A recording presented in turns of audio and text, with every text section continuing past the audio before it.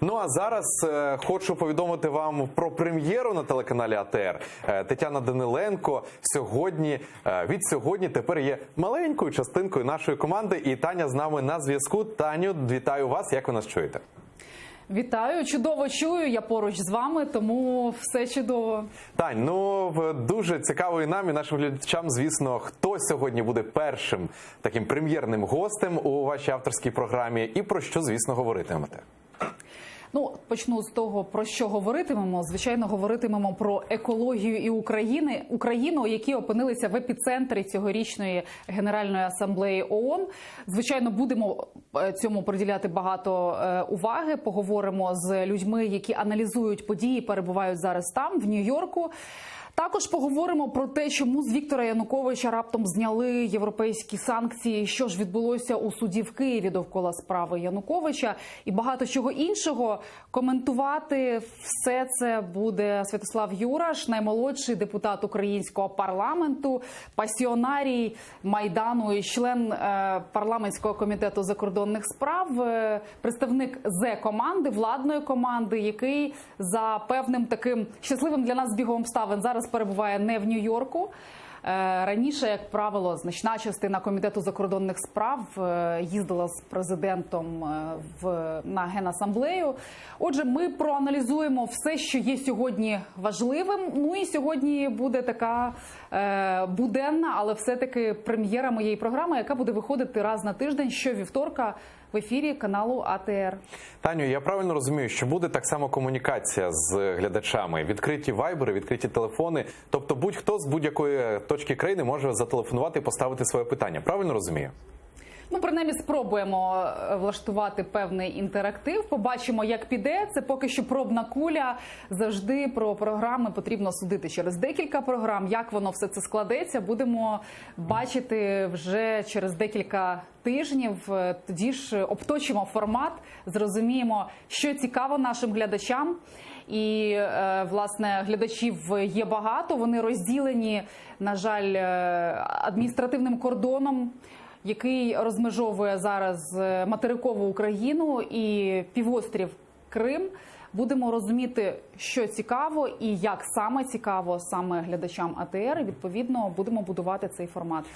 Таню, я, можливо, і для вас відкрию маленький такий секрет, залаштунки, я не знаю. Насправді, і для наших глядачів скажу, що насправді з Тетяною Даниленко домовлялися і хотіли, аби вона стала частинкою нашого телеканалу дуже давно. Утім, от саме зараз дійшли до такої спільної розмови, до спільної теми. Але, Тетяно, мені дуже багато людей, зокрема, писали тим, до кого якимось чином дійшла ця інформація, що вам пропонували роботу на багатьох телеканалах, утім, через деякі редакційні політики ви відмовлялися туди чи на інший канал якийсь приходити. Я не прошу вас називати телеканали, ні, не треба. Просто мені цікаво, чому от ви саме обрали АТР і які у вас є журналістські чіткі позиції. Тому що я особисто можу 100% дати під своє зобов'язання саме ту інформацію, що на АТР редакційної політики жодної немає, є лише чіткий курс на деокупацію Криму, на прагнення до НАТО і ЄС. За якими критеріями саме ви погодились співпрацювати з АТР? Я поясню цю ситуацію таким чином. Річ в тім, що каналів дійсно в Україні є багато, але нинішнє моє долучення до кримсько-татарського телеканалу – це певний знак, сигнал моєї позиції політичної, громадянської, якщо це можна так назвати. Я вважаю, що ми зараз опинилися в ситуації, я маю на увазі країна, нація, коли країну можуть розміняти великі гравці, наче карту. І річ в тім, що в цій ситуації ми, українці і кримські татари, опинилися в одному підводному човні.